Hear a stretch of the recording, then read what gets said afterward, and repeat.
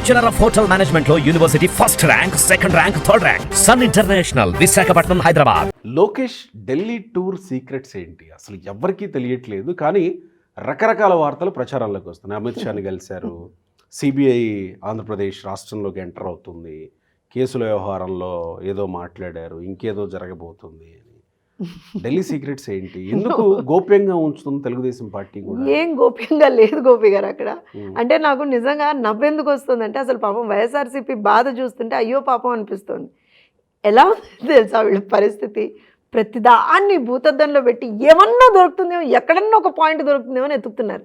నేనేమంటానంటే, ఇప్పుడు లోకేష్ గారు ఒక్కరే కాదు కదా, ఒక్కసారి మీ మీ ఛానల్కి సంబంధించినటువంటి ఫుటేజెస్ అన్నీ తీయండి. నాకు తెలిసి గత 15 రోజుల్లో కొండపల్లి శ్రీనివాస్ గారు కావచ్చు, పయ్యావుల కేశవ్ గారు కావచ్చు, రాష్ట్ర మంత్రుల గురించి మాట్లాడుతున్నాను నేను, కొల్లు రవీంద్ర గారు కావచ్చు, ఇంకా దుర్గేష్ గారు, ఇలా ప్రతి ఒక్కరు almost every minister, almost 70-80% ministers ఎవరైతే ఉన్నారో వివిధ డిపార్ట్మెంట్స్ తోటి మాట్లాడడానికి, వివిధ అంశాల మీద డిస్కస్ చేయడానికి, కన్సర్న్ మినిస్ట్రీస్తో డిస్కస్ చేయడానికి వెళ్ళారు వచ్చారు. లోకేష్ గారి మీదనే ఎందుకు ఇట్లా పిన్ పాయింటెడ్గా చూపిస్తారు? మరి అదే లోకేష్ విషయంలోనే ప్రత్యేకంగా లోకేష్ ఢిల్లీ వెళితే ఇక్కడ ఎందుకు వైసీపీలో భయం మొదలవుతుంది? ఏం చేస్తున్నారు ఆయన? ఎవరిని కలుస్తున్నారు? లేదు, మీరు you are asking the question to wrong person అంట. మీరు మీ ఛానల్ కి వైఎస్ఆర్సీపీ వాళ్ళు వస్తారా? వస్తారు. వచ్చినప్పుడు వాళ్ళని అడగండి.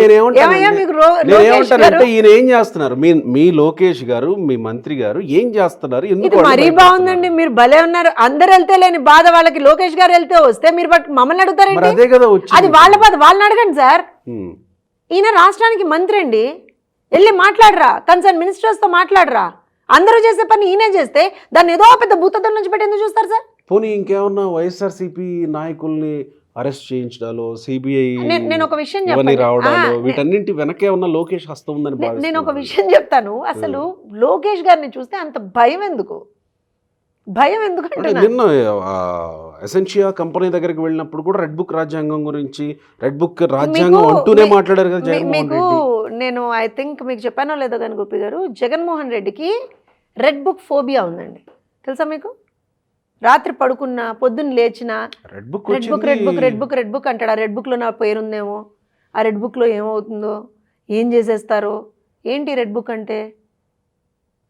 మీకు తెలియంది కాదు, చాలా సందర్భాల్లో మేము క్లారిటీ ఇచ్చున్నాం. మళ్ళీ చంద్రబాబు నాయుడు గారు, లోకేష్ గారు కూడా చెప్పారు దీని గురించి. రెడ్ బుక్ అంటే ఏ అధికారులైతే తప్పు చేశారో, వాళ్ళకు ఉన్నటువంటి అధికారాలని మీరి పనిచేశారో వాళ్ళ మీద చట్టపరమైనటువంటి, శాఖాపరమైనటువంటి చర్యలు తీసుకుంటారు.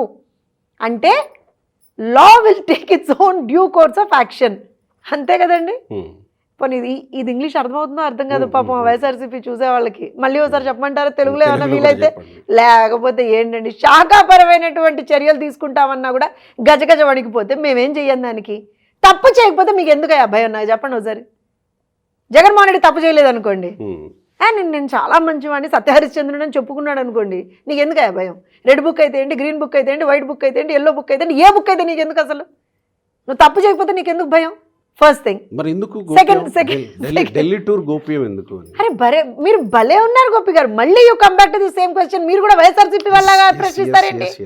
నేను ఏమంటాను, పోనీ ఇప్పుడు అడిగారు కదా, పయ్యావుల కేశవ్ గారి ఇదేంటో అడగండి, కొండపల్లి శ్రీనివాస్ గారు ఎందుకు వెళ్ళారో అడగండి, కొల్లు రవీంద్ర గారు ఎందుకు వెళ్ళారో అడగండి, ఇంకా మినిస్టర్స్ అందరూ ఎందుకు వెళ్ళారో అడగండి. అవన్నీ ఎందుకు అడగరు? లోకేష్ గారు రాష్ట్రానికి మంత్రి కాదు, లోకేష్ గారు వెళ్ళారనే విషయమే కదా చర్చ జరుగుతుంది. అదే అంటున్నాను, సెలెక్టివ్ గా వాళ్ళు మాట్లాడితే మీరు ఒక జర్నలిస్ట్ అయిన కూడా వాళ్ళ ప్రశ్నలు తీసుకొస్తే మాకేస్తే అలాగే సార్. వాళ్ళ ప్రశ్నలే ప్రజలు అనుకునే అవకాశం ఉంది. ప్రజలు అనుకోవట్లా, అవే తీసుకొచ్చి మిమ్మల్ని అడగడానికి కారణం ఏంటంటే వాళ్ళని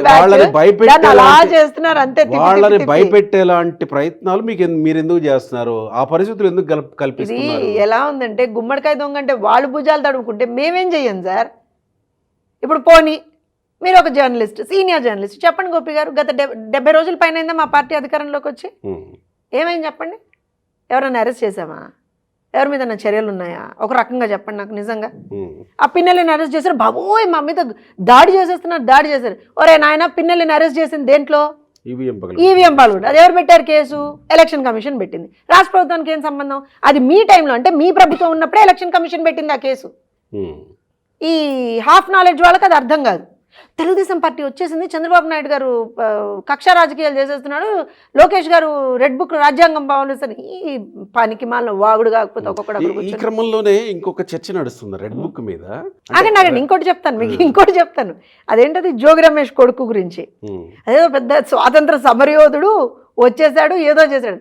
అరే భూములు కబ్జా చేసింది మీరు, కేసు ఎవరు పెట్టారు? అగ్రిగోల్డ్ భూములకు సంబంధించి కేసు ఎవరు పెట్టారు?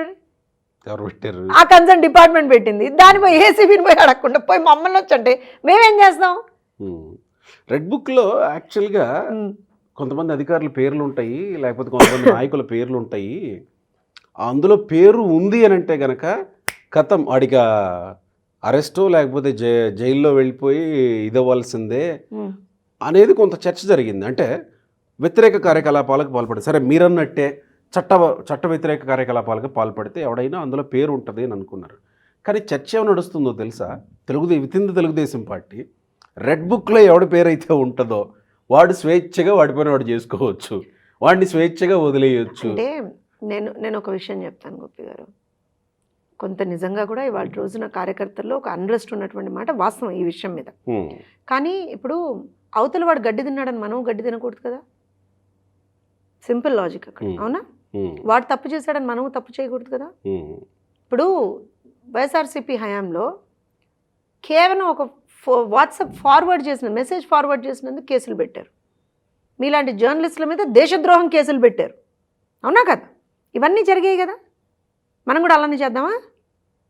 అదా తెలుగుదేశం పార్టీ డిసిప్లిన్? అదా తెలుగుదేశం పార్టీ విధానం? అదా కాదే.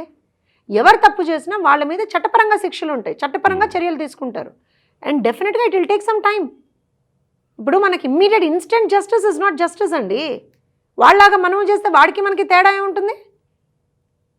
కొంత ఇబ్బందికరమైనటువంటి వాతావరణమే కాదని నన్ను మేము ఇంకా యు నో వాట్, మేము అధికారంలో ఉన్నాం, మా మీద ఇప్పటికీ భయంకరమైనటువంటి ట్రోల్స్, భయంకరమైనటువంటి నేమ్ కాలింగ్కి మేము గురవుతూ ఉంటాం. తెలుగుదేశం పార్టీ మహిళా నాయకులు సాక్షాత్తు హోమ్ మినిస్టర్ గారి మీదనే పెడుతున్నారు. దాని మీద చర్యలు ఉండవనుకుంటున్నారా? ఉంటాయి, బరాబర్ ఉంటాయి. ఎవరికి ఏ రకంగా ఎట్లా శిక్ష వేయాలి అనేటువంటిది చాలా క్లియర్గా జరగాల్సిన టైంలో జరిగిపోతుంది. మీ నాయకుడు చంద్రబాబు నాయుడు గారు పవన్ కళ్యాణ్కి ఏం మంత్రం వేశారు? ఎందుకండి ఏ మీటింగ్లో చూసినా, ఎక్కడ చూసినా, మొన్న ఈ మధ్య కాలంలో జరిగినటువంటి ఈ గ్రామ సభల్లో కూడా చంద్రబాబు నాయుడు గారిని చూసి నేను నేర్చుకుంటున్నా అని పవన్ కళ్యాణ్ మాట్లాడుతూ వస్తూ ఉన్నారంటే ఏం చేశారు పవన్ కళ్యాణ్ అనే? అంటే తప్పేం కాదు. ఇప్పుడు అంటే వాళ్ళిద్దరి మధ్య వచ్చిన ఆ కోఆర్డినేషన్, ఆ అండర్స్టాండింగ్ ఎట్లా సాధ్యం అవుతుంది? I believe two pure souls coming together అండి. ఇప్పుడు మీకు మనసులో ఏ విధమైనటువంటి ఒక ప్రాబ్లీ దాన్ని మనం స్వార్థము లేకపోతే ఇంకేది లేదనుకుందాం. మీ థాట్ ప్రాసెస్ ఏంటి? ప్రజలకు పనిచేయడం. నా థాట్ ప్రాసెస్ ఏంటి? ప్రజలకు పనిచేయడం. అంటే వేవ్ లెంత్ మ్యాచింగ్ అంటాం దాన్ని. సో అలాంటప్పుడు ఖచ్చితంగా వీ వర్క్ టుగెదర్ అనమాట. ఇవాళ చంద్రబాబు నాయుడు గారు డెఫినెట్గా ఆయన ఒక సీనియర్ మోస్ట్ పొలిటీషియన్, చాలా అనుభవజ్ఞమైనటువంటి ఒక నాయకుడు, లాంగెస్ట్ సర్వింగ్ చీఫ్ మినిస్టర్గా పనిచేసినటువంటి వ్యక్తి, లాంగెస్ట్ సర్వింగ్ ఆపోజిషన్ లీడర్గా పనిచేసినటువంటి వ్యక్తి, ప్రపంచవ్యాప్తంగా ఒక హై రిగార్డ్ ఉన్నటువంటి ఒక పొలిటీషియన్ ఆయన, అడ్మినిస్ట్రేటర్ ఆయన. సో ఖచ్చితంగా ఆయన చూసి ప్రతి ఒక్కళ్ళం కూడా ఇన్స్పైర్ అవుతాం, నేర్చుకుంటాం. పవన్ కళ్యాణ్ గారు కూడా చాలా సందర్భాల్లో ఈ మాటను ఉటంకిస్తూ ఉంటారు. ఎందుకనంటే పెద్దల నుంచి నేర్చుకోవడం అనేటువంటిది మన సంస్కృతి అండి. వేరే వాళ్ళు ఎవరు అలా లేరని పవన్ కళ్యాణ్ గారు ఇలా మాట్లాడితే అయ్యో ఏదో మంత్రం పెట్టేశారు చంద్రబాబు నాయుడు గారు అంటే ఎలాగా? ఆయన నిజాలు మాట్లాడుతున్నారు.